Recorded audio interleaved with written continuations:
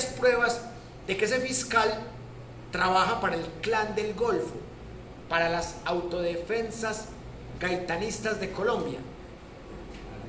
¿Cómo es posible que un fiscal esté ocultando de manera cómplice 200 homicidios del Clan del Golfo y que por eso pelee con el presidente de la República y pretenda hacernos creer con su revista Semana que es el presidente el que está irrespetando los poderes, que es el presidente el que se cree el dueño de él?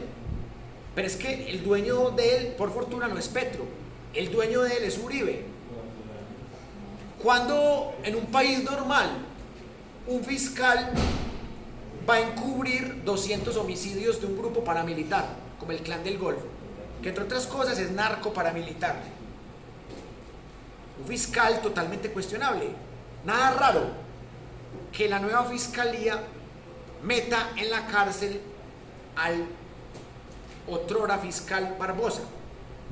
Hay varios que van para la cárcel, casi seguro. El fiscal Barbosa, Néstor Humberto Martínez, el otro fiscal, Álvaro Uribe Vélez, Rodolfo Hernández, Oscar Iván Zuluaga, que no solamente tiene el escándalo de Odebrecht, sino el escándalo de las zonas francas para enriquecer los hijos de Uribe. El año entrante va a haber un encarcelamiento masivo a uribistas, póngale la firma, con esta nueva fiscalía, quede quien quede. Y va a decir la prensa, como la revista Semana, van a decir: Petro está persiguiendo a los opositores uribistas y Petro con su fiscalía de bolsillo los metió en la cárcel. O sea, van a echarle la culpa a Petro y van a decir que Petro es dictador, que porque está metiendo en la cárcel al doctor Cianuro, al Ñeñe Barbosa, a Uribe, a Rodolfo Hernández. Y ojo, que también se está investigando vínculos de la señora Ingrid Betancourt y de la señora María Fernanda Cabal con el cartel de Cali. Eso también está en investigación.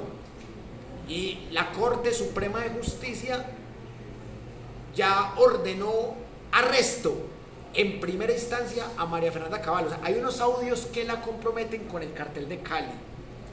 El líder social, Julián Palacios, llevó todas las pruebas a la Corte Suprema de Justicia y por eso le metieron un tiro. De milagro no lo mataron. Aparecen testigos envenenados, otros caídos en helicópteros, y este apareció con un tiro. ¿Y por qué le metieron un tiro? Porque denunciaron a María Fernanda Cabal. Imagínense cómo se va a calentar este país el año entrante con la nueva fiscalía. Porque es que esta fiscalía tiene una impunidad del 94%. O sea, nefasta.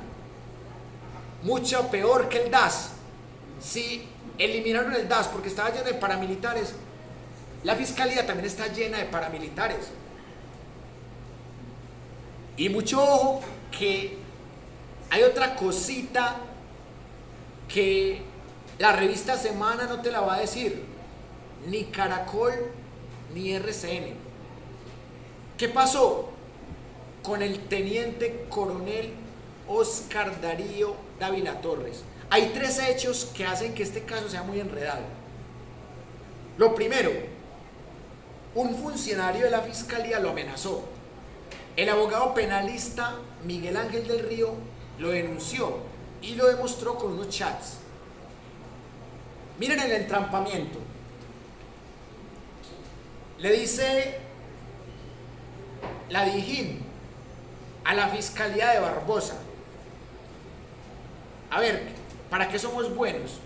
Y entonces le dice la fiscalía de Barbosa a la Dijín, que es dependencia de la policía y de la presidencia: ah, estamos investigando a un agente en el Chocó, presuntamente tienen vínculos con el Clan del Golfo.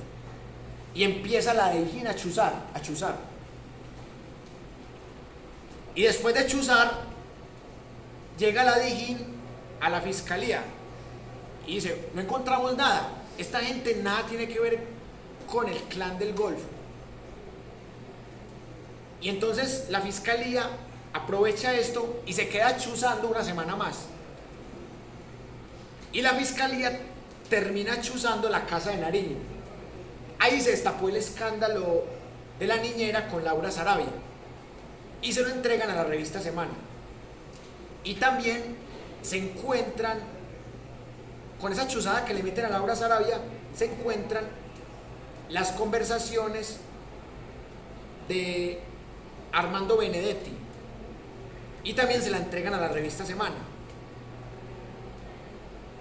Y son tan manipuladores que solo publican lo que dijo Armando Benedetti, que es algo que puede ser un tanto comprometedor, pero todo lo que dijo Laura Sarabia lo ocultan porque no les conviene mostrarlo.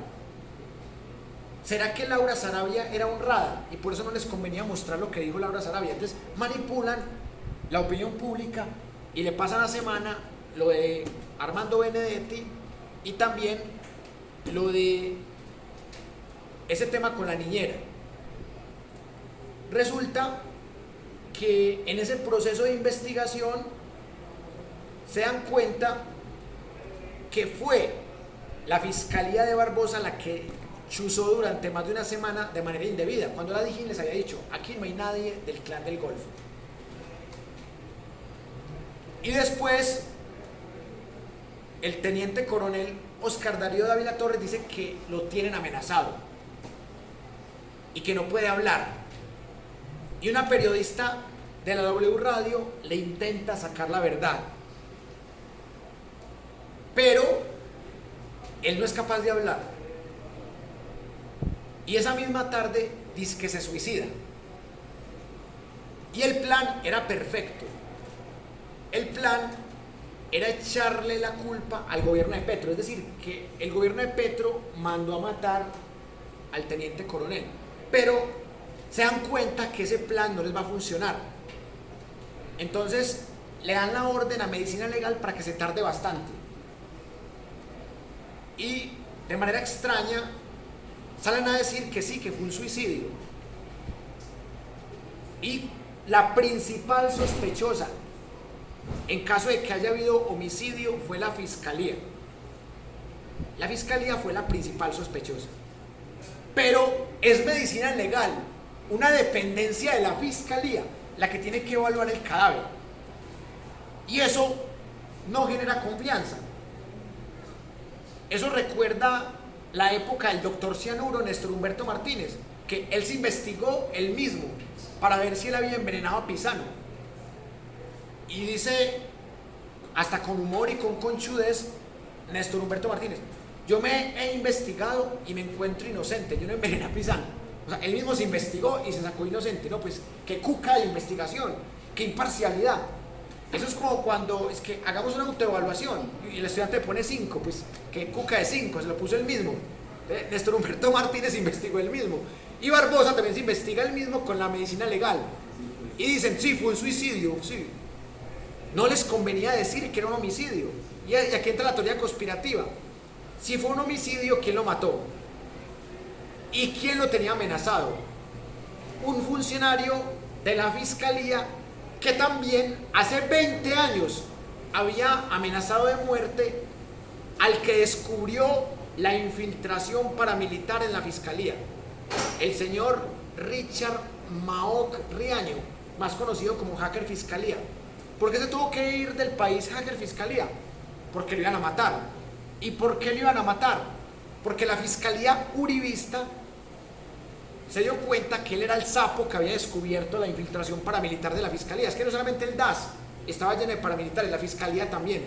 Desde hace mucho tiempo la Fiscalía estaba llena de paramilitares. Y el que le salva la vida a Hacker Fiscalía es Gustavo Petro. Porque él llega desesperado donde Gustavo Petro y dice: me van a matar, estoy escondido, me están persiguiendo, los uribistas me van a matar. Y Petro le da el dinero y se va para Canadá. O sea, Petro fue el que le salvó la vida a Hacker Fiscalía, si no sería un chulo más. Y este mismo funcionario que amenazó a Richard Mao Riaño es el mismo que amenazó al suicidado teniente coronel Oscar Darío Dávila Torres. Explíqueme esa, pues. Y sale la revista Semana con un documento de la Fiscalía sin radicado. Es decir, la Fiscalía de Barbosa le manda documentos a Vicky Dávila y a la revista Semana que no han sido todavía públicos. O sea, ¿cómo diablos puede la revista Semana tener acceso a documentos que son privados de la Fiscalía de Barbosa? Y en Twitter, ya llamada X, el abogado penalista Miguel Ángel del Río los hizo caer en ridículo y publica un tuit muy interesante donde el abogado penalista pregunta: hey, ¿cómo es posible que Vicky Dávila y la revista Semana tengan documentos publicados antes de que la Fiscalía los haga públicos y sin el sello de radicado de la Fiscalía? ¿Será acaso que la Fiscalía de Barbosa trabaja de la mano con la revista Semana? Y así pasó con los famosos Petrovideos, que lo que no te dicen de los Petrovideos es que en esos videos, que son horas y horas del pacto histórico, no hay nada comprometedor. Lo único comprometedor fue lo de Isabel Zuleta López, en donde ella dice: vamos a quemar a Fajardo, nada más.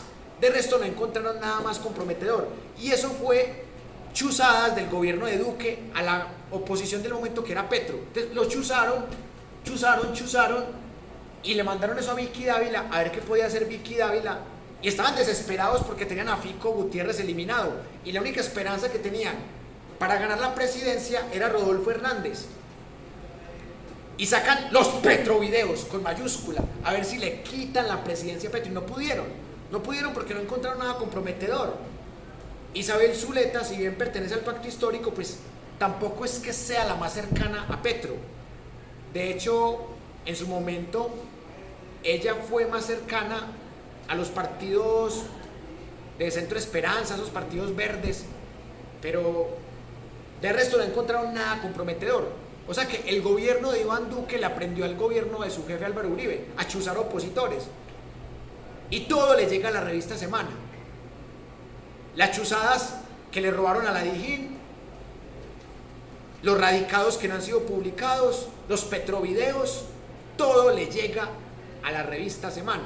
Hasta el escándalo del hijo de Petro, de Nicolás, también le llega a la revista Semana. Esa revista está trabajando duro para que el uribismo recupere el poder, pero no es tan fácil. Pero ¿a dónde quiero llegar con esto? Que estamos ante un régimen muy poderoso. Acá creemos que el presidente es Petro y que Petro es el hombre más poderoso de Colombia, eso creemos. Pero realmente Petro no es el hombre más poderoso de Colombia, a pesar de que tiene el poder ejecutivo, a pesar de que tiene el poder sobre fuerzas militares y de policía.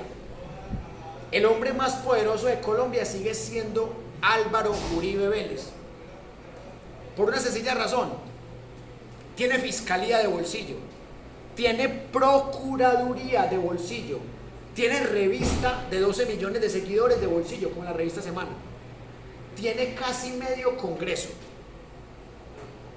En ese aspecto está parejo con Petro. Un pedacito es de Uribe, el otro pedacito es de Petro, y el otro pedacito es acomodado y vendido al mejor postor, es tibio. El Congreso está dividido. Pero hay algo más importante que tiene Uribe, y que eso nadie se lo puede quitar. O sea que Uribe tiene el poder de que alguien con tan pobres argumentos como Rodolfo Hernández, imputado por la corrupción de Vitalogic, y que alguien tan nefasto como Iván Duque haya sido presidente. O sea, Uribe tiene millones de personas que todavía le creen.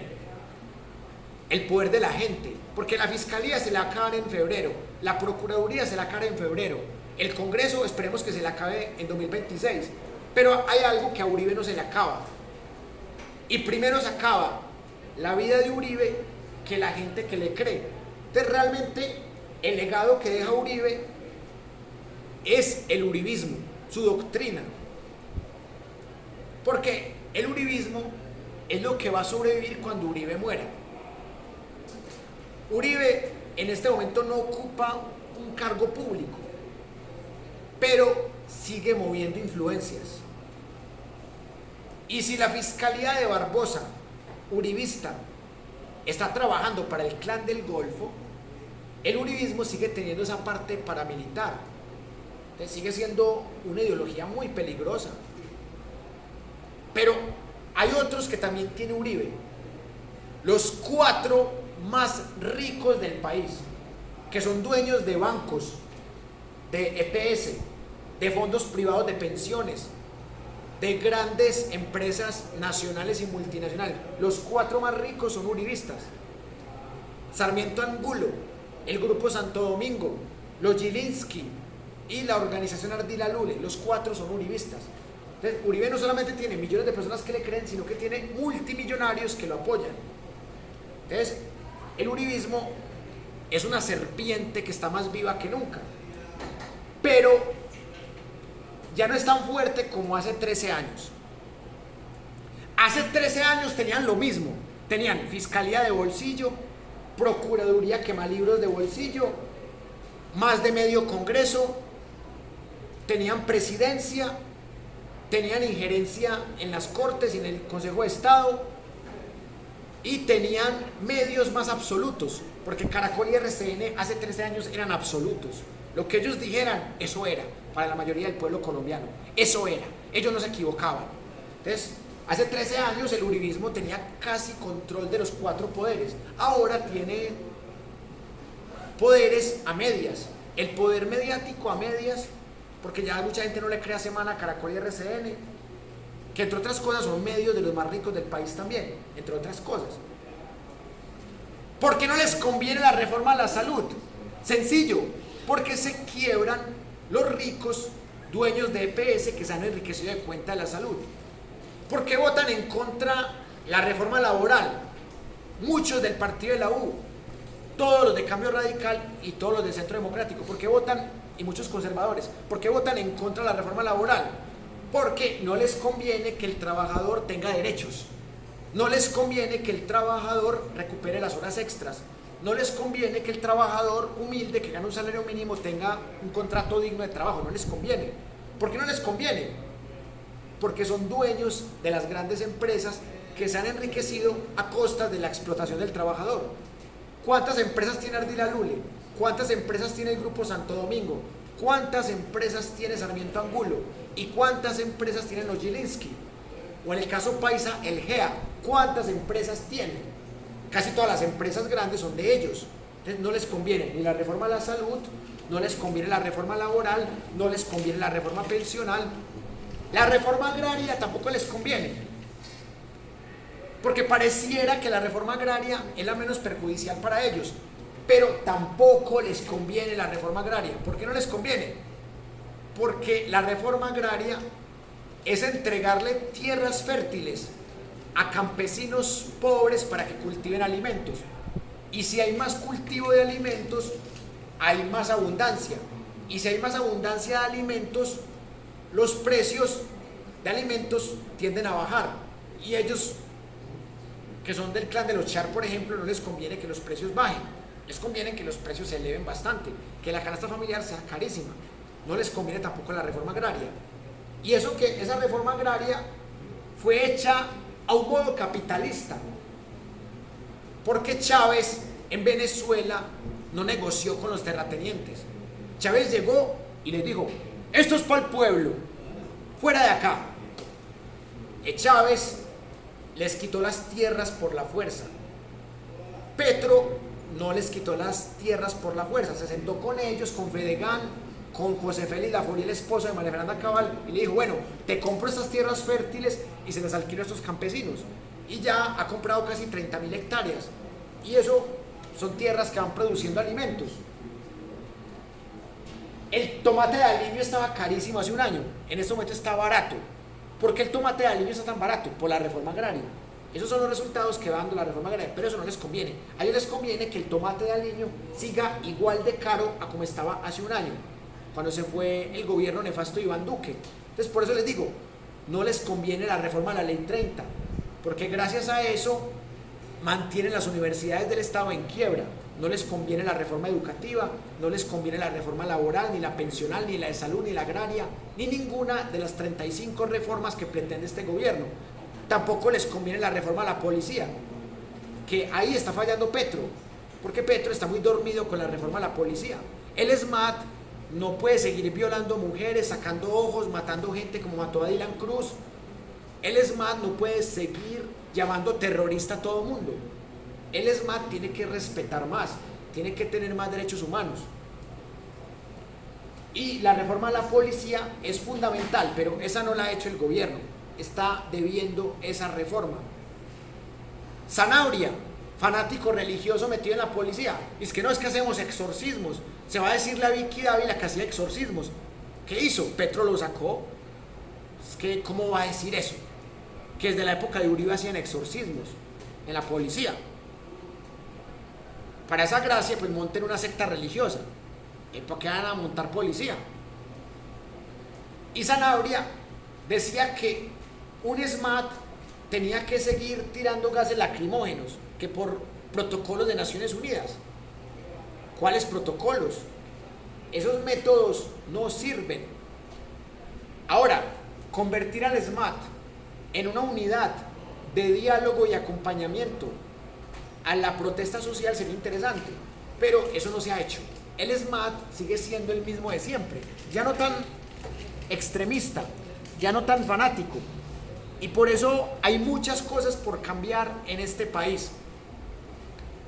Y la invitación que yo les hago es a vigilar que este gobierno de Petro realmente cumpla lo que prometió, y si no lo cumple, que lo empiece a cumplir, porque es que este gobierno se eligió para un cambio, y ese cambio se tiene que hacer real con hechos, con argumentos, con evidencias.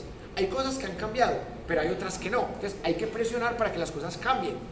Y el próximo gobierno que se monte en el 2026 también hay que exigirle, porque de eso se trata el pensamiento crítico. El pensamiento crítico es independiente de cualquier ideología. Mucha gente dice que los capuchos son marxistas. No necesariamente. Hay capuchos que son anarquistas, que no creen en el sistema electoral, que no votaron por Petro y que nunca van a votar por nadie. Me da mucha risa cuando la gente ve un capucho y dice, ve, un petrista. No se sabe. Puede que sea antipetrista. ¿Qué vamos a saber? Puede ser un anarquista. Puede que sea un falso capucho. Y eso hace parte del sesgo cognitivo. Entonces, una de las cosas que hay que combatir es el sesgo cognitivo. Bueno, quiero compartirles dos reflexiones más para que veamos la última fuente del día. Hay dos cosas que podríamos concluir de todo esto. Las fiscalías no deben ser de bolsillo del presidente, así el presidente se llame Petro. Las fiscalías deben ser lo más independientes posible. ¿Qué me gustó a mí de Petro? Que Petro le dijo al señor Iván Velázquez, consígame 3 fiscales que nunca hayan trabajado conmigo y que ni siquiera me conozcan. Y ahí fue cuando le dijeron, tengo 3 muy experimentadas y nunca han trabajado con usted, no lo conocen. No fue como Iván Duque, que puso al Ñeñe Barbosa, que era amiguito de él. O sea, miren la diferencia entre Iván Duque y Petro. O sea, el fiscal Barbosa, que ha sido quizás el peor fiscal que hemos tenido en toda la historia, porque nunca un fiscal había tenido escándalos con un grupo paramilitar como este, tan directamente con un grupo paramilitar como el Clan del Golfo, porque fue tan nefasta la fiscalía, y sigue siéndolo porque acaba en febrero, del Francisco Ñeñe Barbosa, porque era uribista del Centro Democrático, amigo personal de Iván Duque Márquez. Si Petro hace lo mismo, son otros 4 años de impunidad. Si Petro dice, uy, yo quiero nombrar como fiscal a estas 3 que son amiguitas mías, que son de la Colombia Humana, que son del Pacto Histórico, terrible. Pero yo que le aplaudo a Petro, nombró 3 señoras que nunca han trabajado con él, que nunca han militado en los partidos políticos de él ni en los movimientos políticos de él, y que él ni siquiera conoce. Esa es la primera condición que puso Petro, que las 3 no me conozcan, que nunca hayan trabajado conmigo, que ni siquiera sean de mi ideología. Y la otra condición, que tengan muy buena experiencia en la rama judicial, sobre todo en la fiscalía o en las cortes. Y por eso nombró a Amalia, a Ángela y a Amparo. La fiscalía se elige solamente con los 3 que propone el presidente. El presidente elige 3 y la Corte Suprema de Justicia elige uno o una de los 3. Propone, más bien. El presidente propone 3, pero la que elige es la Corte Suprema de Justicia. Y no se puede negar, A los que proponen. no se puede negar que Francisco El Niño Barbosa tiene una hoja de vida buena. O sea, el tipo tiene muchos posgrados, muchos estudios, tiene estudios hasta en derechos humanos. Pero ¿qué nos ganamos con que un fiscal tenga hasta estudios en derechos humanos si es un fiscal que trabaja para una mafia, que trabaja como abogado defensor del anterior presidente y que sumado a eso es cómplice de un grupo paramilitar?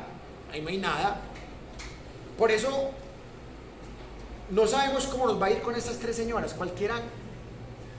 Yo votaba por Ángela, pero cuando me di cuenta que Amparo Cerón la trataron de matar en Chile, que eso fue bastante sospechoso, y cuando me di cuenta que la echaron prácticamente y que tuvo que renunciar obligada a la fiscalía por investigar a los más poderosos, ahí fue cuando dije, bueno, si eligen a Amparo Cerón también me gustaría, no solamente a Ángela.